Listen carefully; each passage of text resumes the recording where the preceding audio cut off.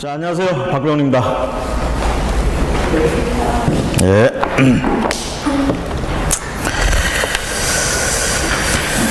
우리 교재 205페이지 있죠? 토지거래 허가. 그래서 토지거래 허가까지 마치고 요약서 한번 보고 넘어가도록 하겠습니다. 자, 우리 부동산 거래 신고 등에 관한 법률 보고 있습니다. 부동산 거래 신고 등에 관한 법률에서 규정하고 있는 거, 일단 부동산 거래 신고에 관해서 규정하고 있고요. 그 다음에는 외국인 토지 취득 등 관계돼서 신고하라고 돼 있고, 그 다음에 이제 토지거래 허가, 이렇게 세 가지가 규정되어 있는 법이다. 자, 앞에서 이제 부동산 거래 신고 제도와 외국인 토지 취득, 외국인들의 부동산 취득, 요 관계돼서는 우리가 살펴봤고요. 외국인이 이제 부동산 취득하려면 일단 기본적으로 뭐 신고하거나 예외적으로 허가하거나, 이제 우리가 외국인이 취득하는 방법은 또 세 가지 유형 정도가 있죠. 계약 방식에 의해서, 또 계약이 아닌 방법에 의해서, 또는 계속 보유하는 거, 이렇게 세 가지 방식이 있었고요. 자, 토지거래 허가제도 보도록 하겠습니다. 자, 이 토지거래 허가제도는 부동산 공법 쪽에 이제 우리가 국계법 쪽에 있다가 일로 왔어요. 자, 일단 허가구역 지정하는 얘기가 나오고요. 허가구역이 지정되면 그 허가구역 안에서 토지를 거래할 때는 허가를 받아야 된다, 이 얘기고, 그 허가를 받을 때 허가 받을 수 있는 기준이 뭐냐, 이 얘기죠. 이 허가제도는 쉽게 얘기하면 투기나 이런 걸 방지하기 위해서 나왔기 때문에 그런 투기나 이런 부분이 아니다 그러면 허가를 해줄 수 있다. 그래서 허가 기준, 예를 들면 이제 이 허가 기준이 곧 나중에 허가 받은 토지를 이용하는 이용 의무에도 들어가죠. 그러니까 자기 집을 짓는 데 쓴다든가 농사를 짓는 데 쓴다든가 이런 거 할 때는 어떻게 해요? 허가를 해준다라는 얘기, 그런 기준. 그 다음에 이제 허가를 안 해줄 때는 어떻게 되느냐, 선매가 들어가는 경우가 있다고 그랬어요. 선매협의. 그러니까 선매협의나 또는 선매협의에서 또 협의가 깨질 수도 있죠. 선매가 안 될 수도 있어요. 또는 불허가 처분받거나 이랬을 때 이제 매수 청구하는 방법, 이런 것들이 선매와 매수 청구, 이런 방법들이 나오고요. 앞에서 이제 허가 기준, 허가를 뭐 자기 집으로 쓴다든가 뭐 이럴 때 허가 해준다고 그랬죠. 그러면 의무 이용 기간이 있죠. 그래서 2년 이상 뭐 이용을 해야 된다는 등, 농지로 쓸 때는 몇 년 이상 농지로 써야 된다는 등, 이런 이용 의무. 그 다음에 이제 이런 이용 의무대로 이용을 안 한다 그러면 우리는 궁극적으로 어떤 처분을 받을 수 있느냐, 이행 강제금 부과 처분. 자, 이행 강제금은 언제까지 부과하죠? 이행할 때까지 부과한다는 게 특징이죠. 그 다음에 이제 마지막으로 이런 토지거래 허가제도를 이용하는 이유는 결국은 투기나 이런 걸 우려되는 것 방지하려고 하는 거죠. 그러다 보니까 늘상 어떻게 모니터링 해봐야 되잖아. 그래서 지가 동향 같은 거 항상 조사해야 된다. 주로 이제 이런 건 국토교통부 장관이 지가 동향이나 이런 걸 조사하고 할 수 있다라는 것. 그 외의 규정들 이렇게 가시면 되겠습니다. 그래서 토지거래 허가 전체적인 내용들은 그렇다라는 얘기죠. 그래서 중요한 건 이제 허가 받는 부분과 이용 의무, 이행 강제금, 선매, 또 매수 청구, 이런 부분들이 포인트가 되겠습니다. 국토이행 및 이용에 관한 법률에 이 토지거래 허가 제도가 있을 때도 평균적으로 한 2문제 정도는 꼬박꼬박 나오던 분야죠. 여러분들 우리 중개사법에 들어왔을 때도 요거 한 2문제 정도 나올 수 있겠다.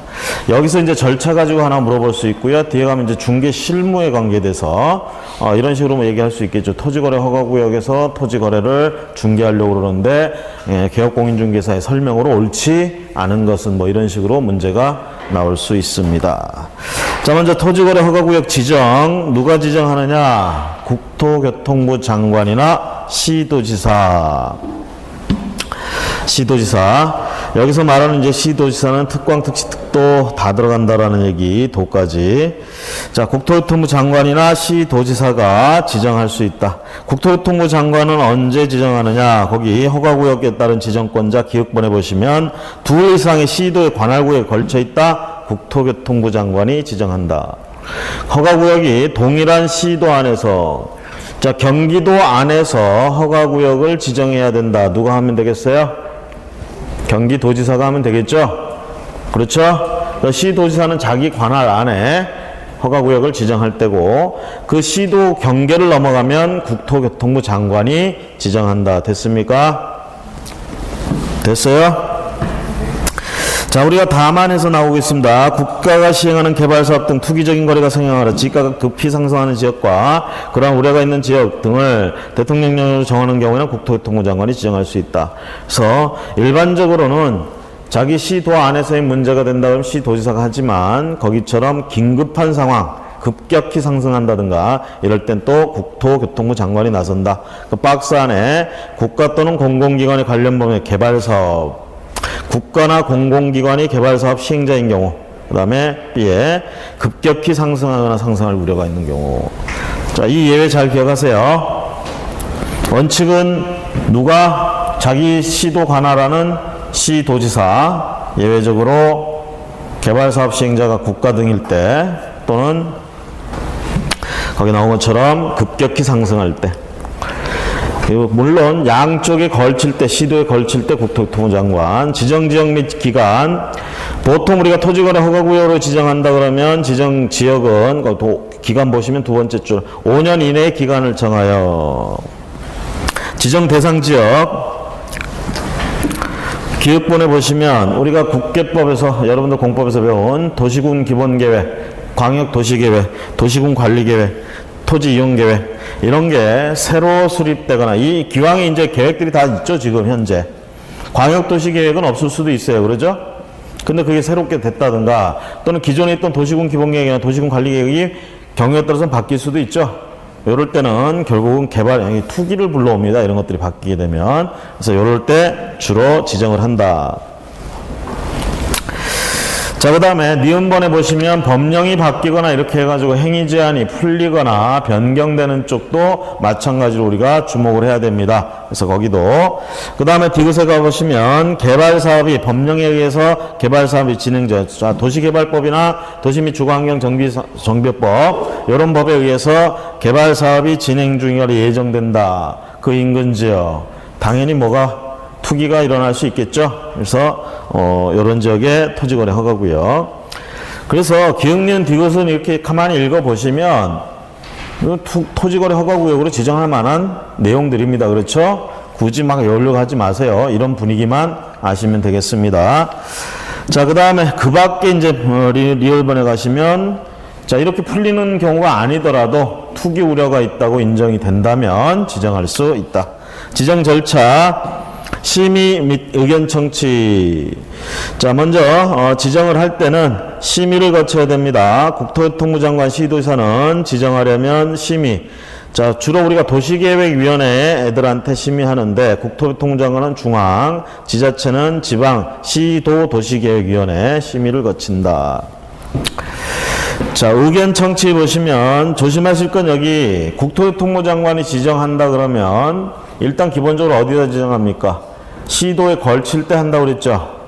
걸칠 때 하니까 심의는 거치는데 심의 누구하고 심의를 해? 국토교통부 장관 중앙 도시계획위원회하고 심의를 하는데 심의만 하는 게 아니라 의견 청취도 해야 되는 거 아닙니까? 이렇게 생각할 수 있는데 처음에 지정할 때는 의견 청취 안 합니다. 심의만 하고요. 거기 뒤에 나오는 의견 청취는 나중에 갱신할까 말까 할 때 의견 청취한다. 이렇게 보시면 돼요.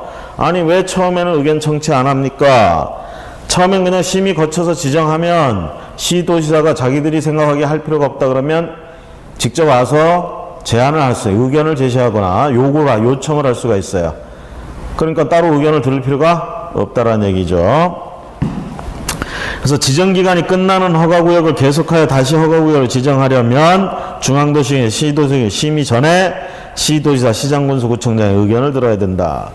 국토교통부 장관이 지정했던 거 연장할까 말까는 누구하고 의견 청취, 누구의 의견 청취 들어야 돼? 관계 시도지사. 그렇죠? 자, 시도지사가 지정한 토지거래 허가구역은 연장할까 말까 할 때 누구의 의견을 청취해야 됩니까? 자기 밑에 있는 시군, 그 관계 시장, 군수한테 들어야 되겠죠? 그렇죠? 자, 그래서 각각 급이 맞게끔 의견을 들으면 되고요. 니은번 조심하세요. 연장할 때 의견 청취한다라는 거. 그 다음에 지정권자의 공고 및 통지해서 니은번에 가보시면 통지에 이렇게 돼 있는데 공고 내용을 앞에 이제 토지거래 허가구역으로 지정했다라는 그 공고 내용을 국토교통부 장관은 시도지사를 거쳐서 시장군수 또는 구청장에게 통지하고 시도지사는 국토교통부 장관 시장군수 또는 구청장에게 통지한다. 당연히 국토교통부 장관이 지정을 했을 때는 시도지사에게 그래서 시장군수 구청장에게 가고요. 시도지사가 했으면 바로 시장군수 구청장. 결국은 누구에게 통지가 돼야 돼? 제일 말단에 있는 시장군수 구청장에게 통지가 돼야 되겠죠. 실무. 자, 거래 허가구역으로 지정하고 나면 그 다음부터 실무를 담당해서 해야 될 애들이 누구야?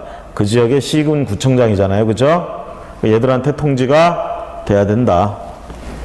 근데 국토교통부 장관은 시장군수 구청장한테 직접 하는 법이 없어요. 항상 그 중간에 있는 시도지사 거쳐서 간다 이렇게 보시면 되겠어요. 자, 그 다음에 효력의 발생 5일 기억하세요. 토지거래 허가구역으로 지정되면 공고한 날부터 5일입니다. 공고한 다음 날부터가 아니고 공고한 날부터 5일 됐습니까? 그 다음에 지정의 해제 또는 축소 지정의 해제 또는 축소 국토교통부 장관 시도의 허가구역 지정 사유가 없어졌다고 인정이 되거나 그럼 인정되면 어떻게 해? 자기들이 지정했는데 자기들이 인정했어. 그럼 자기들이 해제하면 되죠. 또는 관계 시도지사 시장군수 구청장부터 받은 허가구역 지정 해제 또는 축소 요청이 이유가 있다고 인정되면 지정을 해제하거나 또는 축소해달라는 요청이 이유가 있다고 인정되면 축소해야 됩니다. 자, 그 다음에 나머지 3번에 보세요. 해제 또는 축소를 한 경우 공고한 날로부터 효력이 발생한다. 아까 지정의 효력은 언제부터 발생했어요? 지정한 날로부터 5일. 해제나 축소는 공고한 날로부터 바로 효력이 발생합니다. 그렇죠? 자, 토지거래에 대한 허가권자 및 대상 허가권자 시장군수 구청장 이렇게 되고요. 허가 대상 허가구역에 있는 토지에 관한 소유권 지상권을 이전하거나 설정하려는 계약 자, 요걸 체결하는 당사자는 공동으로 허가를 받아야 한다.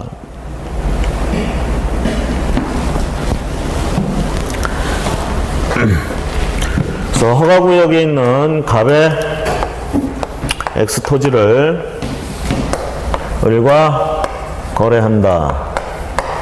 자, 여기서 말하는 이제 거래는 매매 이런 것들이죠. 매매하고 자, 넘기는 권리 이렇게 보시면 여기 소유권, 지상권 그렇죠. 요거 넘길 때 그리고 요 거래는 뭐야? 매매 등 그래서 유상 계약 유상일 때 어떻게 해요? 허가 받아야 된다는 얘기죠. 허가.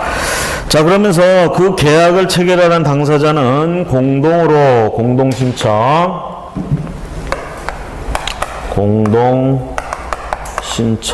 이렇게 됩니다.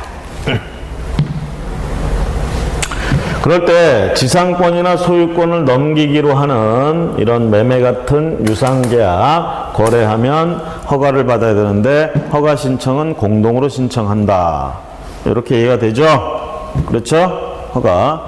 그런데 여기서 이제 예외가 뭐예요? 또 뭐가 있어? 소유권이나 지상권이 아닌 소유권이나 지상권을 취득할 수 있는 권리라는 거 있죠? 권리. 그 권리를 또 이전할 때 우리가 예를 들면 여러분들 소유권 이전 청구권 이런 거 있죠. 소유권 이전 청구권. 소유권 이전 등기 청구권. 매매 계약을 하고 나서 나중에 소유권을 이전하기로 하는 청구권을 얘가 가지고 있어. 얘가. 그럼 소유권 이전 등기 청구권을 가지고 또 거래를 한다. 넘길 때도 허가를 받으라. 이 얘기죠. 그쵸? 자, 그 다음에 허가 기준 면적해서 나오는데요. 허가를 안 받아도 되는 면적에 대한 겁니다. 그래서 거기 알아두기 해가지고 박스 안에 나와 있는 거 허가 대상인 거 아닌 거 구분을 좀 하시고요. 넘어가셔서 자, 허가를 받지 않아도 되는 면적이 있습니다. 그래서 구분 해가지고 도시지역과 도시지역 외에 자, 주거지역은 예를 들면 180제곱미터 이하를 거래를 할 때는 어떻게 하라고요? 허가받아야 된다고요? 안 받아도 된다고요? 안 받아도 된다고요. 그래서 그 표에 나와 있는 것들은 허가를 받지 않아도 되는 구역입니다. 그렇죠? 자, 그 다음에 니은번에 예외적으로 국토교통부 장관 시도 허가구역을 지정할 당시에 자, 거래 실태 등을 감안을 해서 위에 있는 면적이 타당하지 않다 그러면 해당 기준 면적의 10% 이상 또는 300% 이하의 범위에서 따로 공고하는 경우에는 그에 따른다. 그래서 위에 나와 있는 180제곱미터 주거지역 예를 들면 이런 면적들이 10%에서 300% 이하 범위 안에서 조정될 수가 있다라는 얘기입니다. 그 지역의 지역에 맞게. 자, 동그라미 2번과 동그라미 3번 체크하세요. 위에 이런 면적이 나오다 보니까 어떤 문제가 생겨? 180제곱미터 이하면은 거래 주거지역에서 허가 안 받아도 된다며. 그럼 자기 토지 잘라가지고 180제곱미터가 안 되게끔 해서 팔 수도 있잖아요. 그쵸? 그럼 허가 안 받아도 되잖아. 그런 사람 나오죠? 그래서 거기 동그라미 3번 토지 분할 후에 거래하는 경우 자, 토지거래 허가구역으로 지정됐습니다.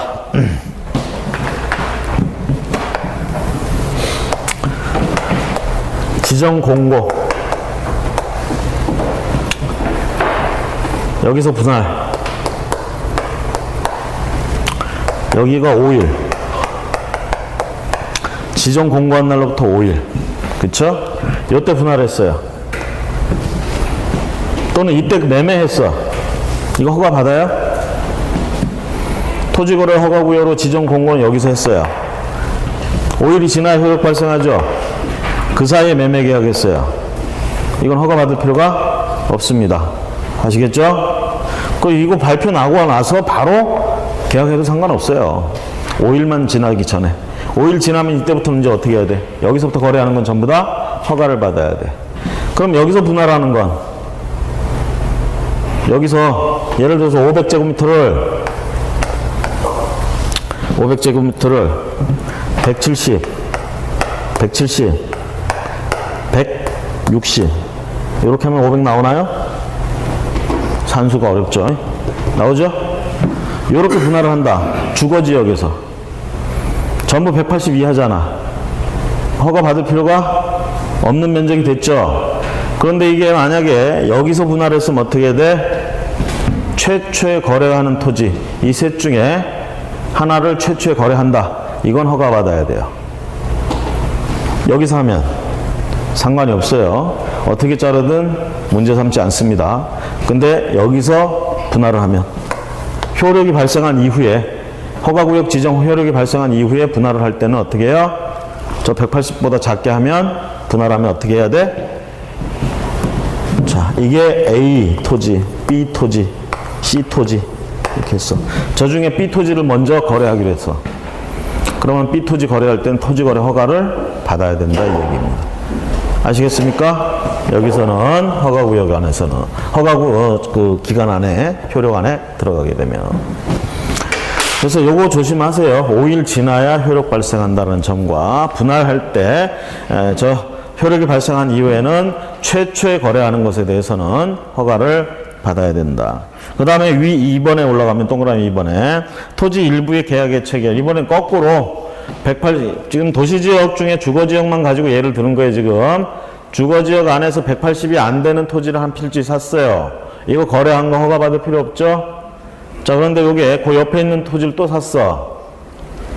요걸 둘이 합치니까 이제 결국은 180이 넘는다 이러면 1년 안에 이런 거래를 했다 그러면 1년 안에 한 거 합산해서 봅니다. 180이 넘으면 허가를 받아야 된다. 자, 그 다음에 허가 신청서 제출. 자, 허가 신청서 공동 신청이라고 그랬고요. 그 다음에 대표적으로 이거는 투기를 억제하기 위해서 나온 거니까 허가 신청서에다가 뭘 내야 될까요? 이 토지를 사면 어떻게 이용하겠습니다 라는 계획서가 기본적으로 들어가 줘야 됩니다. 그렇죠? 그 계획서에 저는 투기를 할 목적으로 샀습니다. 이렇게 쓰는 놈은 없겠죠. 자, 그렇게 쓰면 허가를 해주면 돼, 안 돼? 얘 솔직하네? 솔직해서 좋아? 허가를 해줘? 그럴 수는 없잖아. 그 계획서에 나와 있는 걸 보고 허가 기준이 뭡니까? 자기 집으로 쓰겠습니다. 농사를 짓는데 쓰겠습니다. 어쩌고저쩌고 이렇게 나오면 그건 허가 기준에 맞으니까 허가를 해준다. 이렇게 되는 거죠, 얘기가. 그래서 토지 이용 계획 요거 하고 그 다음에 두 가지 본다고 그랬어요. 항상 볼 때 자금 조달 계획. 그렇죠? 취득자금 조달. 어떻게 조달할 거냐? 100% 빌려와서 살 겁니다. 이건 뭐 투기하겠다는 얘기를 바로 하는 거죠. 그래서 자금 조달 계획. 그래서 허가 신청서 낼 때 이 두 가지 계획 신청서의 내용이 들어가고요. 이걸 증명하는 서류 첨부돼서 들어가야 됩니다. 자, 그 다음 오른쪽에 가보시면 변경 허가 이렇게 됐는데 토지거래 계약을 변경 허가를 받으려는 자는 공동으로 다음에 기재된 사항들 또 자 변경도 어떻게 해야 돼? 허가 받아야 된다는 얘기죠. 자, 그 다음에 필요한 조사 4번에 보시면 허가 신청서를 제출받은 허가관청은 지체 없이 필요한 조사를 해야 하고 신청서를 받은 날로부터 15일 이내에 자, 그 다음 허가 신청서 제출 서류는 토지 이용 계획서하고 토지 취득 자금 조달 계획서 이 두 가지 들어간다라는 거. 이 두 가지는 반드시 들어가 줘야 된다. 자, 토지 이용 계획 등에 포함될 내용 해서 참고하시고요. 토지 이용 계획에 그 계획서에 어떤 내용이 들어가야 되겠어요? 앞으로 토지를 어떻게 이용하겠는지 이런 게 다 들어가야 되겠죠? 집 짓는데, 농사 짓는데, 소 키우는데 이런 데 쓰겠다라는 얘기들이 들어가면 되겠습니다. 그렇죠? 넘어가시고요. 그 다음에 그 디귿번에는 210페이지 디귿번 토지를 만약에 임업용으로 이용하고자 하는 경우에는 2년 이상 산림 경영계획 임업용으로 쓴다는 얘기는 뭐 나무도 키우고 뭐 이렇게 해가지고 하겠다는 얘기죠. 그러면 2년 이상의 산림 경영 계획이 들어가야 된다는 거. 그 다음에 취득자금 조달 계획이 변경된 경우. 자, 취득자금 조달 계획이 애초에 세웠던 것과는 좀 다르게 바뀌었다 그러면, 취득토지 등길까지 변경 사항을 제출할 수 있다. 이렇게 돼 있고요. 그 다음에 4번에 보시면, 착공일을 취득한 날부터 2년을 초과하지 아니하는 범위 내에서만 할 수 있다. 착공일. 자, 이 토지에다가 자기 집을 짓겠다든가 뭐 이렇게 했어요. 자, 그러면 주거용 토지에다가 집을 짓겠다. 그랬으면 그 집을 지을 때 언제 지을 것이냐. 그렇죠? 2년 안에 착공할 내용이 들어가야 된다라는 거. 자, 또는 허가 또는 불허가 가보시면 허가 신청이 들어오면요, 우리가 민원 처리에 관한 법률에 따른 처리 기간 이렇게 했는데 15일이라고 써져 있죠. 15일 이내에 허가 또는 불허가. 여기서 15일 이내에 반드시 허가해야 된다 이런 게 아니에요. 15일 이내에 허가든 불허가든 처분을 해줘야 된다 이렇게 됩니다. 그 다음에 니은에 가보시면 선매협의라는 말이 나오는데 만약에 이게 선매 대상인 토지다 그러면 선매협의 대상 토지다 그러면 선매를 먼저 지시한다라는 내용. 그 다음에 허가 처분의 간주 보세요. 15일 이내에 허가든 불허가든 통지를 해줘야 되는데 통지도 안 해주고 이거 선매협의 들어갔다고 통지도 안 해주고 그러면 뭐로 본다? 허가 받은 것으로 본다. 그 기간이 끝난 날에 다음 날 허가가 있는 것으로 본다. 자, 그 외의 특례들, 당사자 중에 양쪽이나 한쪽이 국가나 지방자치단체, 토지주택공사 같은 이런 공사들. 자, 이렇게 되면 원래 허가권자는 누구냐면 시장, 군수, 구청장 같은 사람들이 허가권자입니다. 그렇죠? 허가구역 지정권자는 누구예요? 허가구역 지정권자는 국토교통부 장관 아니면 시도지사. 그럼 허가구역 지정됐으면 이 안에서 허가를 해줄 자가 필요하잖아. 그쵸? 허가권자 누구한테 있어? 시장, 군수, 구청장한테 있다는. 자기 지역에 허가구역이 있는데 거기서 토지거래 허가 신청이 들어오면 시장, 군수, 구청장이 허가를 해줘야 된다는 얘기입니다. 그럼 허가 신청 누구한테 하러 가야 되겠어요? 시장, 군수, 구청장한테. 그렇죠? 자, 그렇게 가는데요. 거기 만약에 거기 있는 토지가 국가 거야. 토지거래 허가구역에 있는 토지가 국가 거야. 근데 국가가 이 토지를 일반 재산으로서 처분하려고 그래. 지금 팔려고 그래. 매매기야. 허가 받아야 되겠죠. 원래는 토지거래 허가구역이 있으니까. 그렇죠? 근데 이때 허가를 받지 않고 뭘 한다? 시장군수구청장한테 허가 받는다. 국가가 시장군수구청장한테 허가 받는다. 그럼 좀 그렇잖아.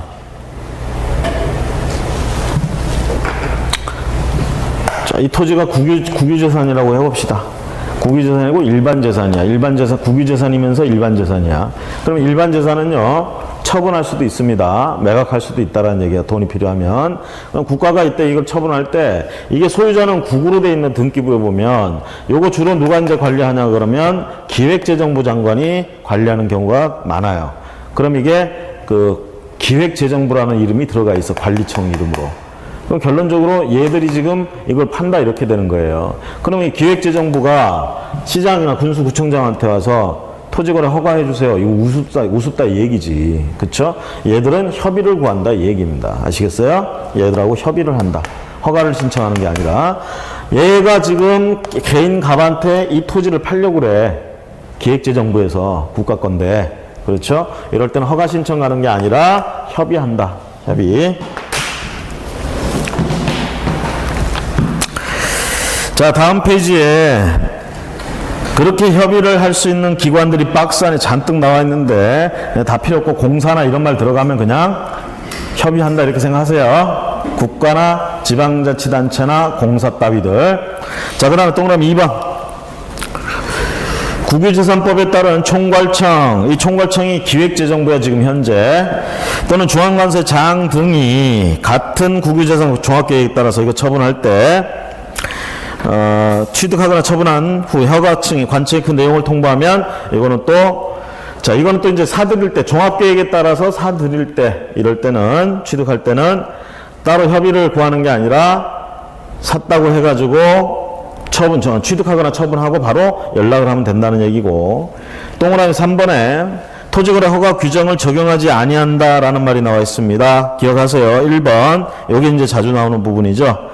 공익사업을 위한 토지 등의 취득 및 보상에 관한 법률에 따른 토지의 수용.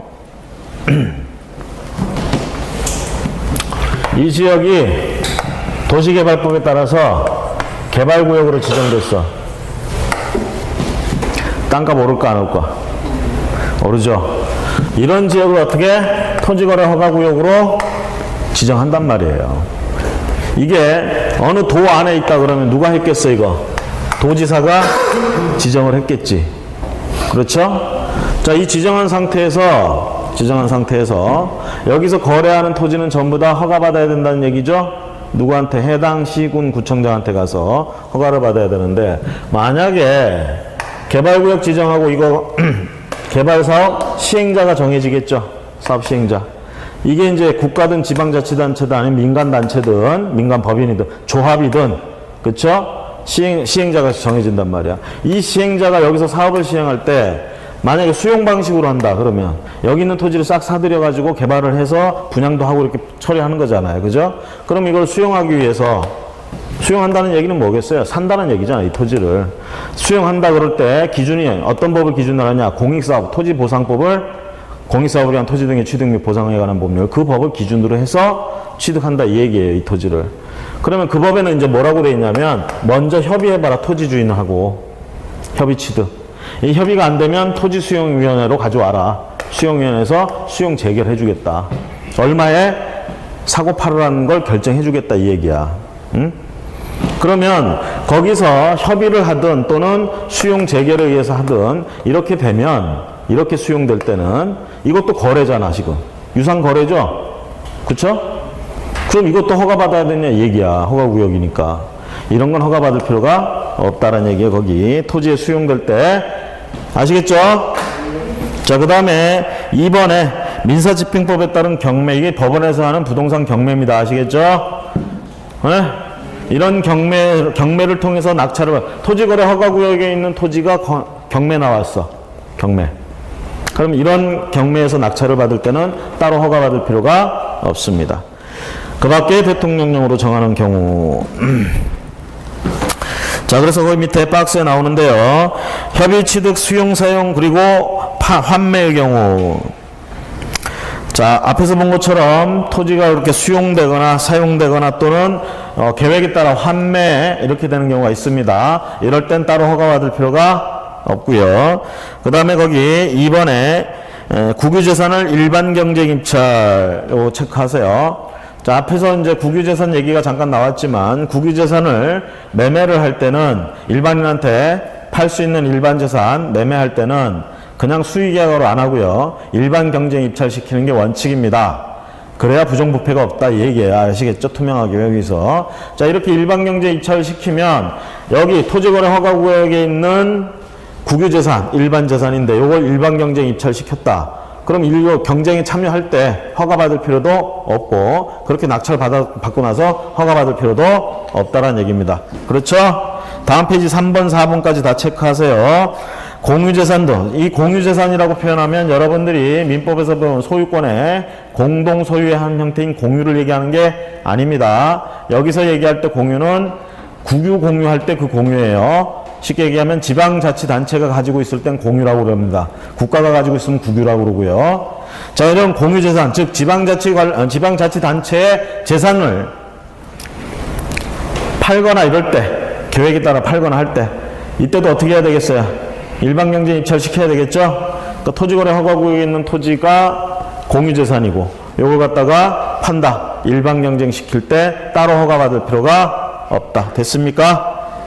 4번도 체크하세요. 그 관리처분은 계획에 의한 분양, 보류지 등을 매각하는 경우에도 따로 허가받을 필요가 없고 마찬가지로 5번에 채비지 같은 거 도시개발법에 따른 거. 자, 이런 법에 따라서 처분하는 것들은 따로 허가받을 필요가 없다. 5번까지는 좀 보시고요. 경매 잊지 마세요. 법원의 경매. 다음 페이지 오른쪽 허가 기준. 허가를 해야 하는 경우 어떤 경우에 허가해 주느냐. 우리가 지난번 3, 4월 달에 한번 옆에다가 연도를 써놨을 거예요. 연을. 1번에 자기의 거주용 주택용지를 이용하려는 경우 이 기준에 맞으면 허가해 준다는 얘기죠. 옆에다 2년이라고 써놨나요? 그 다음에 동그라미 2번에 허가구역을 포함한 지역의 주민을 위한 복지시설 또는 편익시설로 관할시장 군수구청장이 확인한 시설에 설치해 이용하려는 경우도 2년. 자, 동그라미 3번 농사짓거나 이렇게 허가구역 안에서 농업인이 이럴 때 2년. 자, 기역, 니은, 디귿 쭉 나와 있는데 그거 전부 2년이다 이렇게 보시고요. 넘어가시고 다음 페이지에 4번 동그라미 4번 토지를 수용하거나 사용할 사업을 시행하는 자가 자, 사업 시행자가 그 사업을 시행하기 위해서 했을 때는 4년. 5번에 동그라미 5번 4년, 동그라미 6번 4년, 동그라미 7번, 기역번 2년, 니은번에 5년, 그 다음에 박스 안에 있는 거 전부 5년. ABC 5년. 박스 안에 ABC 5년. 이렇게 해가지고 좀 기억을 해주시기 바랍니다. 2년짜리 되는 거하고 5년짜리 되는 거, 4년짜리 되는 거 구분을 좀 해주시고요. 자, 그 다음에 불허가를 해야 하는 경우가 어떤 경우냐. 다음 페이지 215페이지 불허가를 하는 경우. 지금 앞에서 나온 그런 사유에 해당이 되면 허가한다는 거야, 안 한다는 거야? 허가한다는 얘기죠. 허가 기준. 그런 거에 해당 안 하면 당연히 불허가죠. 당연히 불허가. 자, 1번에 보시면 토지거래 계약을 체결하는 자의 토지 이용 목적이 다음 어느 하나에 해당되는 경우에는 허가하지 않습니다. 기억에 도시군 계획이나 그 밖의 계획에 맞지 않는다. 법에서 정해놓은 계획에 맞지 않는다. 허가하면 돼요, 안 돼요? 당연히 안 되죠. 니은번에 생태계 보전, 주민의 건전한 생활환경 보호에 중대한 위해를 끼칠 우려가 있는 경우에도 허가를 하면 안 된다. 자, 앞에서 나온 그런 기준에 맞는다 할지라도 니은번에 해당이 되면 허가할 수가 없다는 얘기예요. 아시겠죠? 그 다음에 동그라미 2번 면적이 그 이용 목적에 적합하지 아니하다고 인정되는 경우 면적의 적정성. 자, 어떤 건물을 짓겠다고 그러는데 토지 면적이 너무 작아. 여기다 그런 건물을 짓는 건 짓지 않는 게 훨씬 나을 것 같아. 이럴 땐 허가하지 않습니다. 아시겠죠? 자, 그 다음에 허가가 떨어지면 좋은데 불허가가 떨어졌어. 이러면 어떻게 불복하느냐, 이 방법이죠. 불복에 대해서. 자, 먼저 이의 신청을 할 수 있습니다. 허가 처분이든 불허가 처분이든 어떤 처분에 대해서 이의가 있는 자는 1개월 이내에 불복 신청, 이의 신청을 할 수가 있습니다. 자, 이의 신청을 누구한테 하느냐? 허가든 불허가든 그 처분을 한 처분권자에게 합니다. 그럼 이의 신청을 받은 시군 구청장은 자기가 결정할 게 아니라 심의를 거쳐서 이의를 받아들일지 말지를 심의를 거쳐서 이의 신청인에게 알려준다. 됐습니까? 자, 그 다음에 선매. 자, 우리가 허가의 불복 등이 나오면 이제 선매 얘기하고 이의 신청 얘기하는데, 그리고 다음 페이지 가보시면 가로 3번에 매수 청구, 불허가 처분 토지에 관한 매수 청구 이 세 가지가 있습니다. 자, 선매는 아까 뭐라고 그랬어요? 공익사업용 토지나 이런 것들에 대해서는 허가 신청 들어오면 선매 협의를 먼저 해보라고 한다고 그랬죠? 아닌가요? 그렇게 했죠?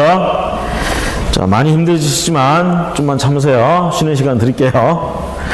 자, 선매자 지정과 협의 매수해서 허가관청은 토지거래 계약에 관한 허가 신청이 있는 경우에 다음에 어느 하나에 해당하는 토지에 대해서는 국가나 지방자치단체, 한국토지공사 또는 그 밑에 공공기관, 공공단체, 자, 이런 애들한테 먼저 사보라고, 협의해보라고, 사기 위해서 협의해보라고 선매협의 지정을 해서 해결자를 지정해서 협의 매수를 하게 할 수 있습니다. 자, 그럼 선매 대상이 되는 토지는 딱 두 가지예요. 공익사업용으로 써야 될 토지와 앞에서 허가받았는데, 토지거래 허가받았는데 목적대로 이용되고 있지 않는 토지. 이런 토지, 두 가지 토지, 이런 토지는 어떻게 돼요? 선매 협의 대상이 될 수 있다. 그렇죠? 다음 페이지. 그러면 누가 선매를 할 수 있느냐? 국가나 지방자치단체도 선매할 수 있죠? 그럼 국가나 지방자치단체는 그렇다 치고 한국토지주택공사 같은 공사와 공공단체라고 얘기를 해서 공공기관. 그럼 다음 페이지 디귿번에 보시면 A부터 J까지 쭉 나와 있어요. 그 중에 C에 가보시면 한국토지주택공사 이렇게 나와 있죠? 그 얘를 기억을 하시고 나머지는 무슨 공사구만. 그렇죠? 얘들은 어떻게 선매협의 지정받아서 선매자가 될 수 있다라는 얘기고. 자, 그 다음에 선매 절차에 가보시면 선매협의 사실 통지해서 먼저 허가 신청이 들어오면 이게 선매 대상이다 그러면 선매 협의를 해보도록 선매할 자를 지정을 해서 그 자들에게 통지하고요. 이게 선매 협의가 절차가 진행 중이라는 걸 허가 신청일부터 15일 이내에는 신청인에게 알려야 됩니다. 그 얘기는 뭐죠? 앞에서 우리가 허가 불허가 신청 들어오면 15일 안에는 허가 불허가 처분해 준다고 그랬죠? 허가든 불허가든. 그렇죠? 마찬가지로 그 안에 선매할지 말지도 결정을 해서 알려줘야 되는 거야. 그래서 여기서 허가 신청 들어왔다. 15일 안에는 허가든 불허가든 선매 협의자를 지정해서 알려주든 이 세 가지를 15일 안에 해줘야 된다는 얘기예요. 만약에 이 세 가지 아무것도 안 하고 15일 넘어가면 어떻게 된다고 그랬어요? 허가 통지도 안 해주고 불허가 통지도 안 해주고 선매할 거라고 얘기도 안 해주고 15일이 지났어. 허가 신청했는데 어떻게 돼? 허가 받은 걸로 본다고 그랬죠? 그렇죠? 자, 그래서 선매 15일 안에는 선매 협의를 진행 중이라는 사실을 알려줘야 되고요. 그 다음에 니은번에 보시면 선매자를 지정해서 통지해줘야 됩니다. 협의 대상, 협의 매수 대상 토지에 대해서 토지거래계약 허가 신청이 있는 경우는 그 신청 있는 날로부터 적어도 1개월 이내는 선매자를 지정해서, 그래서 여기 허가 신청일로부터 1개월 이내에는 어떻게 하라는 얘기야? 1개월 이내에는 선매자를 지정해서. 자, 15일 안에는 이거 중에 하나를 얘기해 줘야 되고, 만약에 이게 선매 대상 토지다 그러면 이거 안 하겠지. 그러면 선매할 자를 찍어가지고 너 선매 좀 해봐. 요런 얘기를 해볼 거라고 누구한테 알려줘야 되겠어? 허가 신청한 놈한테. 요 기간 안에.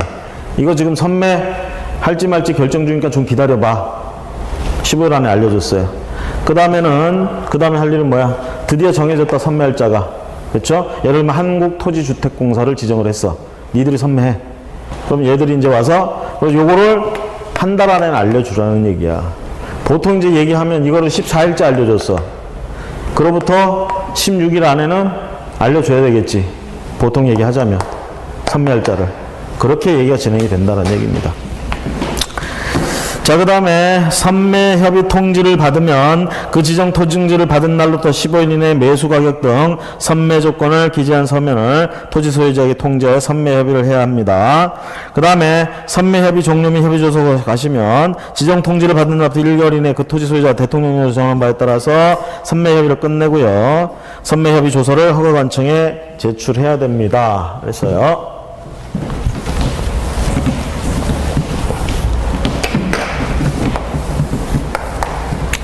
여기서 허가 신청이 들어왔어요.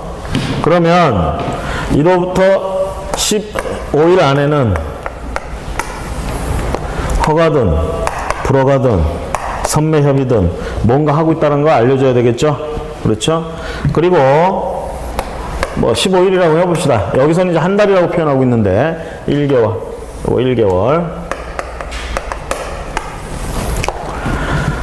여기서 만약에 했으면 선매협의 한다고 알려줬으면 선매할 자를 지정해서 알려줘야 된다는 얘기죠. 적어도 신청 들어오면 한 달 안에는 알려줘야 돼. 순서적으로 보면 먼저 선매협의 절차 진행 중이라는 걸 알려주고 며칠 있다가 선매자가 지정이 됩니다. 그럼 지정됐다고 알려주는 거예요. 그런데 요거 협의 한다라는 얘기는 15일 안에 알려주라는 얘기야. 15일 안에. 그 다음에, 왜냐하면 이거 15일 안에 아무것도 안 하면 어떻게 된다고 그랬어? 아무것도 안 알려주면. 허가받은 걸로 봐버린다고 그랬잖아요. 그렇죠? 그래서, 자, 요건 이제 요 15일 안에 알려줬어요. 그러면, 알려줬으면, 여기서부터 요 한 달 안에는 요걸 해줘야 된다는 얘기야. 선매자를 지정해서. 자, 토지주택공사를 지정을 했어. 얘들로 지정됐다라는 걸 알려줘야 돼. 허가 신청한 애한테.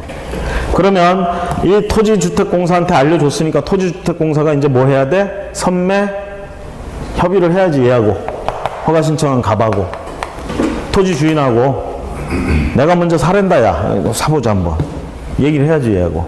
그렇죠? 그게 이제 거기 보시면 한 달이라고 돼 있는데 얘가 예를 들어서 이날 통지 받았어. 토지주택공사가 통지. 네가 선매자야. 토지주택공사. 그럼 토지주택공사는 지정받은 때로부터 선매협의를 언제? 1월 안에 끝내라는 얘기예요. 1월 안에. 그런데 이거 1월 안에 끝낼 때 선매 통지 받은 토지주택공사한테 한국토지주택공사 토지주택공사한테 뭐라고 그러느냐? 니들이 이거 한 달 동안 협의를 하는데 15일 안에는 얼마에 선매할 건지 요딴 거를 갑한테 통지해줘라. 그러니까 밀당을 할 때 가격 정도 다 밀당이죠. 밀고 당기기 안 해요. 가격 정할 때 밀당이란 말 아시죠? 어? 협상이란 건 다 그렇잖아. 밀당이란 말이야. 그러죠? 밀당.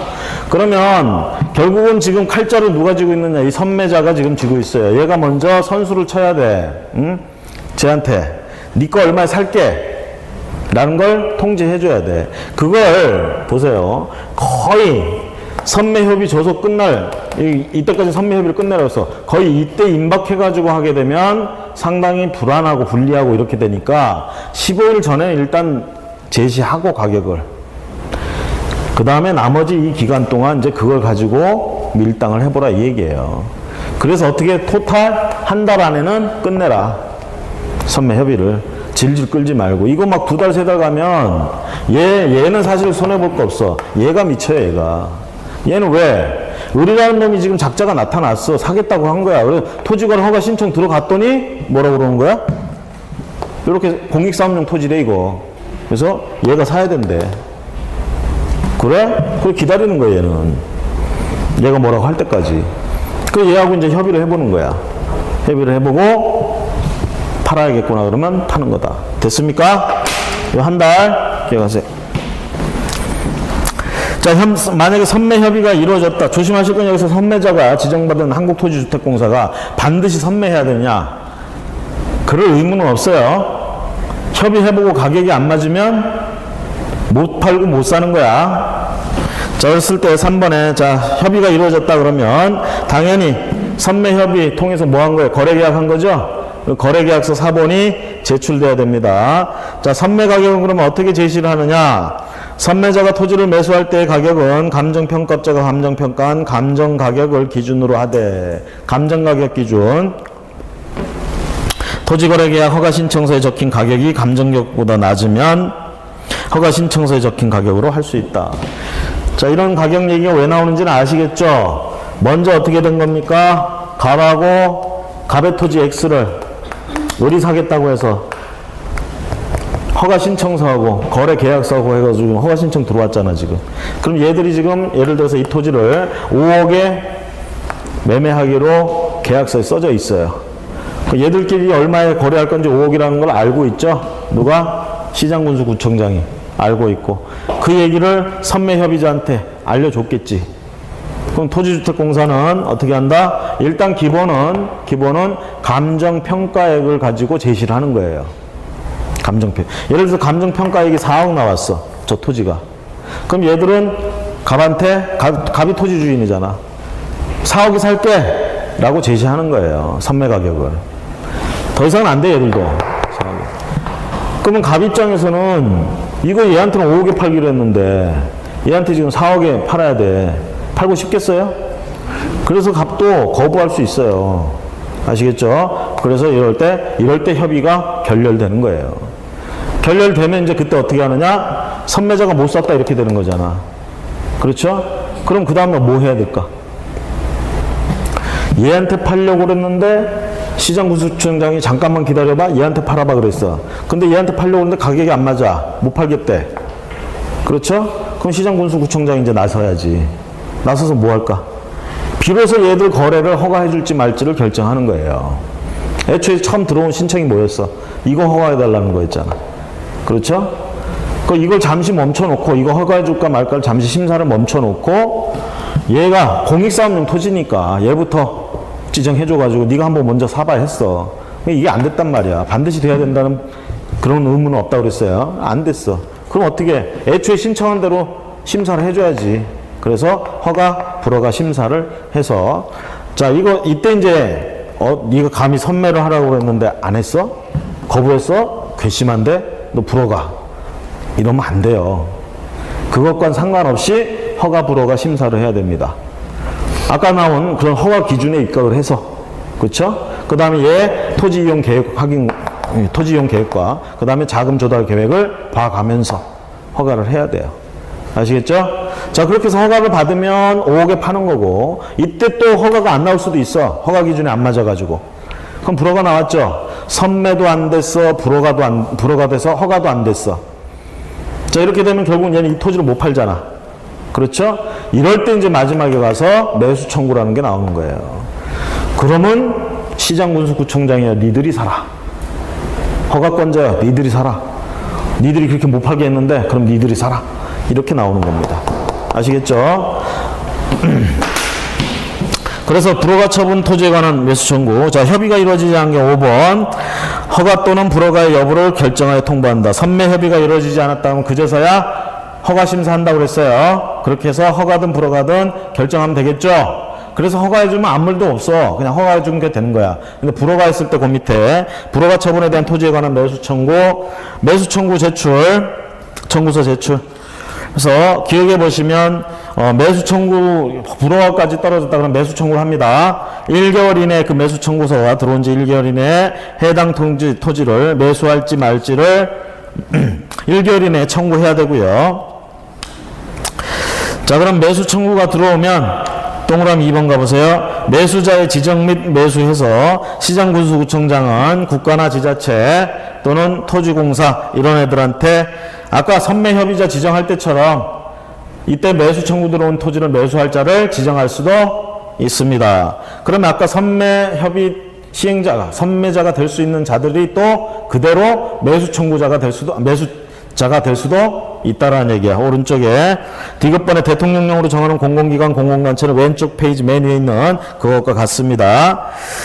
자, 그 다음에 이때는 이제 매수할 때 이때 이제 제시하는 가격은 니은번에 보시면 공시지가를 가지고 제시합니다. 공시지가. 그래서 공시지가로 기준으로 가격을 제시해보고 공시지가대로 안 되면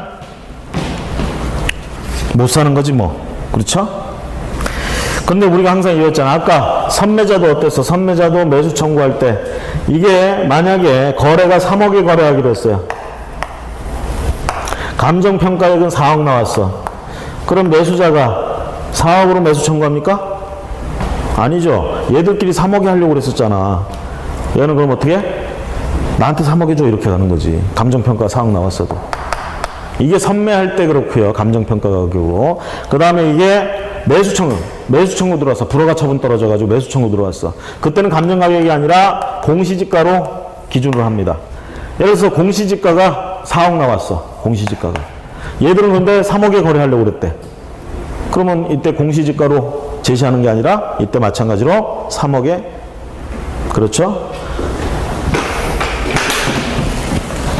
자, 토지 이용에 관한 의무, 사용 의무 해가지고요. 앞에 이제 일단은 그 217페이지 맨 밑에 5년의 범위 안에서라고 했습니다. 앞에서 제가 허가 기준 옆에다가 2년, 4년, 5년 이런 거 체크해 줬죠. 그 토탈 해보면 5년 범위 아니야. 5년 범위. 어떤 것도 5년 범위 안에서 정하게 돼 있어요. 다음 페이지 넘어가 보시면 2번에 사용 의무 기간 해가지고 기획부터 이응까지 딱 정리해 놨습니다. 페이지 213페이지 적어놓고 앞에 213페이지에서 우리가 거의 2년이니 뭐 한 4년이니 이런 걸 적어놨어요. 자, 기억을 하실 때는 여기 있는 기억부터 이응까지로 이렇게 기억을 하시는 게 아마 머릿속에 잘 남을 것 같아요. 자, 그 다음에 넘어오셔서 사용 의무 예외해서요. 그러면 이 기간 동안 이렇게 사용을 해야 되는데 만약에 이 기간 동안 사용을 못하게 되는 사유가 발생하면 어떻게 해야 되냐 얘기죠. 어쩔 수 없지 뭐. 대표적인 기억이야. 토지를 취득했는데 그 위에 법이 바뀐다든가 용도지역이 변경돼 버렸어요. 그래서 애초에 허가받은 목적대로 사용할 수가 없어. 그럴 때는 어떻게? 계획이 변경되거나 이래가지고 변경됐을 때는 어쩔 수 없이 그 계획에 따라야죠. 그렇죠? 자, 그 얘기입니다. 그 다음에 니은번 그 박스 또 체크하시고 A, B까지 체크하시고요. 그 다음에 넘어가셔서 이행강제금 의무이행 명령 해가지고 나오는데요. 이행강제금 의무이행기간 1번 니은번에 가보시면 의무이행 이용 의무의 이행명령을 문서로 하여야 하며 이행기간은 3개월 이내로 정해야 된다. 자, 아까 자기 집을 짓겠다고 토지이용 계획에 써서 냈어. 허가 기준에 맞죠? 맞으니까 어떻게 했겠어? 허가를 해줬단 말이야. 허가를 받고 나서 얘들이 어떻게 했느냐? 그 허가증 가지고 이제 소유권 이전 등기 청구해가지고 이전 등기가 됐어요. 그럼 취득을 했죠, 우리? 그래 놓고 나서 뭐 하느냐? 자기 집을 짓는데 안 쓰고 있어. 나중에 나와보니까 얘들이 그렇게 그 목적대로 안 쓰고 있단 말이야. 그럼 어떻게 하느냐? 이용 목적대로 쓰라고 시정명령을 합니다. 시정명령을. 자, 시정명령을 할 때는 3개월 안에 이용 목적대로 원래 허가받은 목적대로 써라! 라고 문서로서 명령을 합니다. 구두로 하면 인정 안 돼요. 문서로서 해야 돼. 자, 이렇게 했는데 3개월 안에 예를 들어서 당신은 지금부터 3월 안에는 당신이 집 짓겠다고 그랬으니까 집 지어서 써라. 이렇게 시정명령을 한단 말이야. 이래도 안 들으면 그때 가서 이행강제금을 부과한다. 됐습니까? 그 이행강제금 이제 시정할 때까지 부과한다. 이렇게 되는 거죠. 그래서 문서로서 의무이행명령 3개월 이내, 이행기간 3개월 이내 하고요. 다음 페이지 넘어가셔서 의무이행명령에 예외해서 나오는데, 자, 원래 목적대로 안 쓰고 있다, 허가받은 목적대로 안 쓰고 있다 그러더라도 의무이행명령을 안 하는 경우가 있어요. 예외적으로 니은번에 가보시면 대통령령으로 정하는 거, 자, 농지법상에 뭐 다음에 하나에 해당된다든가 이럴 때 뭐 소유농지가 뭐 개량되고 어쩌고 정당한 사유가 있는, 이렇게 해서 경영, 농업에 이용되지 않게 되는 이런 주변 법령이나 이런 것들 때문에 이런 경우. 그래서 A부터 D까지 이런 케이스들이고요. 그 다음에 이런 케이스가 아니면 어떻게 해야 돼? 이용 계획대로 이용하라고 의무이행 명령을 해야 되겠죠. 3개월 안에 해라 라고. 자, 그런데 그것마저 듣지 않는다. 가로 2번에 이행 강제금을 부과합니다. 기획본의 두 번째 줄. 토지 취득 가격의 100분의 10 보면 10%죠? 취득 가격이 10%면 꽤 크죠? 2억짜리 토지면 얼마야? 이행 강제금이 2천만 원까지 붙을 수 있다는 얘기예요. 그렇죠? 자, 거기 부과 금액은 100분의 10 이거 한도 내에서 자, A, B, C, D로 나뉩니다. 또 당초 목적대로 이용하지 않고 방치한다 10% 그대로 상당하는 금액. 그 다음에 그런 취득한 자가 직접 이용하지 않고 임대를 해버렸어. 취득 목적대로는 이용하는데 취득한 자가 안 하고 이걸 임대해버렸어. 이렇게 되면 7%. 그 다음에 허가받은 토지를 승인을 얻지 않고 이용 목적을 변경해버렸어. 변경해서 쓰고 있어. 이럴 땐 5%. 그 다음에 그 외의 경우엔 대개 7% 상당하는 금액. 그래서 A번은 뭐야? 방치한다 10%. 그렇죠? 그 다음에 이행강제금 부과 절차. 이게 시험 문제 지문들 자주 나옵니다. 이행명령이 있었던 날을 기준으로 해서 1년에 한 번씩 1년에 한 번만 부과하고 마는 게 아니에요. 이행강제금은 언제까지 부과한다? 시행할 때까지, 이행할 때까지. 그걸 이행할 때까지 어떤 식으로 부과하느냐? 주기는 1년에 한 번이야. 1년에 한 번. 자, 그러면서 언제부터 기준입니까? 이행명령이 있었던 날을 기준으로 해서 1년에 한 번씩. 맨 마지막 줄 그 반복하여란 말이 중요한 거예요. 언제까지? 이행할 때까지 반복해서 1년에 한 번씩이죠. 결국은 오른쪽 페이지 가보시면 니은번에 이행강제금 부과하기 전에 이행기간 내에 이행명령을 이행하지 아니하면 이행강제금을 부과징수하는 뜻을 미리 문서로 계고하여야 한다. 이 계고가 계고처분이라고 그럽니다. 계고처분. 뭔가를 알린다, 경고한다는 뜻이야. 그럼 어떻게 하느냐? 아까 뭐라고 그랬어? 처음에 허가받은 목적대로 이용을 안 해. 발견했어. 그럼 처음에 바로 이행강제금 부과해요? 처음에 뭐 어떻게 한다고 그랬어? 거기 나와 있는, 거기 먼저 이행명령을 한다고요. 이행명령 하고 안 들으면 이행강제금을 부과해야 되는데 조심하실 건 이행강제금 같은 거 돈을 지금 내라는 얘기죠. 바로 부과 안 하고 이행강제금 지금부터 부과하겠다라는 걸 알려줘야 돼. 미리. 이게 계고예요. 계고. 그래서 그렇게 징수하겠다는 걸 계고 처분이나 이런 거 모든 건 행정기관에서 하는 건 문서로 한다 이렇게 보시면 돼. 문서로서. 자, 그 다음에 리을번에 가보시면 리을번. 자, 만약에 이렇게 이행명령을 받았어요. 그 이행명령을 받았으면 그 명령을 이행했다 그러면 이행강제금을 부과하면 안 되죠. 근데 우리가 이행강제금을 일단 한번 부과했어. 이행강제금을 부과했어요. 돈 내라고 통지서 보냈어. 그랬더니 얘가 이행을 했어. 이행했으니까 더 이상 이행강제금 부과하는 건 안 되죠. 하지만 부과한 건 어떻게 해야 돼? 걷어야 되겠죠. 징수는 걷어들인다는 뜻이에요. 그래서 이미 부과한 건 징수한다. 이행하더라도. 이행을 한다. 만약에 아무것도 부과가 안 된 상태에서 이행을 했어. 그럼 부과 안 하면 돼요. 근데 부과가 돼 있는데 이행을 했다. 부과한 건 징수해야 돼. 그리고 앞으로 부과 안 하면 되는 거예요. 그렇죠? 리을번 그 얘기고요. 그 다음에 비읍번 체크하세요. 강제로 징수할 때는 이행강제금 또 안 내고 그렇게 버티면 어떻게 하느냐. 비읍번. 국세 체납의 처분의 예라든가 지방세 외 수익권 징수 등에 관한 법률. 그래서 강제 징수한다는 뜻인데 쉽게 얘기하면 뭐 입찰 붙여가지고 팔아치워서 그 돈으로 가져간다 뭐 이딴 뜻으로 생각하시면 돼요.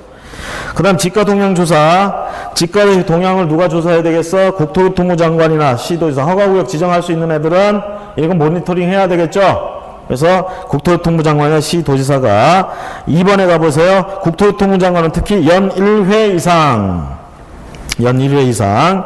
그 다음에 넘어가시고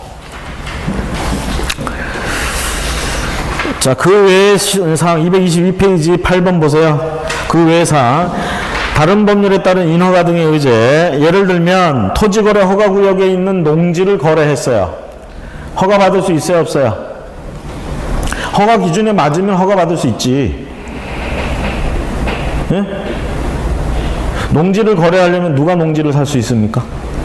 농지를 살 수 있는 사람, 농사 짓는 사람. 이걸 이제 여러분들이 농지법에서 뭐라고 그래? 농업인이라고 그래, 농업인. 응? 농업인은 뭐 취득 자격증명서 발급받고 이런 거 필요 없어요. 이 사람들은 어차피 농업인이기 때문에 농지를 사면 농사를 지어. 아시겠어요? 그렇기 때문에 이 사람들은 농지를 그냥 취득을 할 수 있는 애들이야. 그 다음에 이런 농업인이 아닌 사람들은 농지를 취득하려면, 못하는 게 아니라 취득하려면 농지 취득 자격 증명서를 발급받아야 돼요. 우리 같은 사람들, 도시민들, 그쵸? 우리 농업인이 아니잖아. 근데 농지를 가지고 싶어. 주말 체험 영농을 하고 싶어. 농지를 사가지고. 이때도 농지 취득 자격 증명서 발급받아야 돼. 응? 발급받는다고.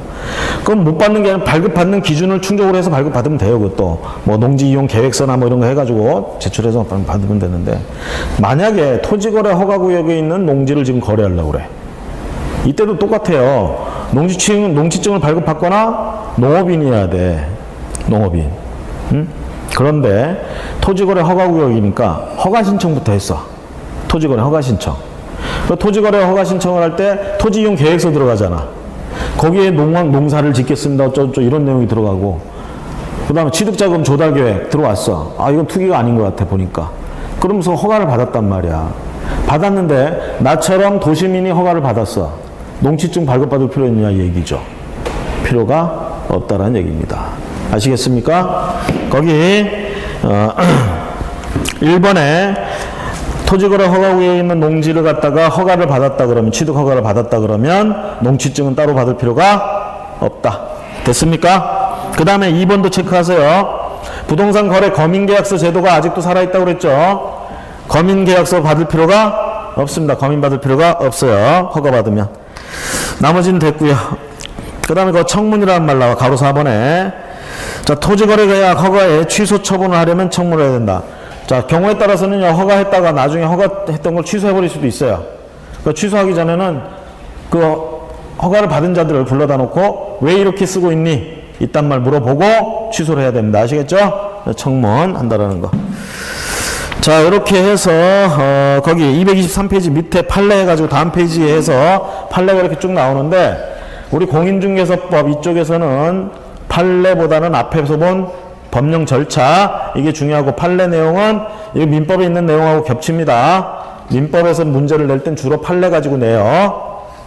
그러니까 어쨌든 공부해야 되네. 그러죠? 잠시 쉬었다가 요약서 좀 살펴보고 정보관리 및 보칙 보도록 하겠습니다.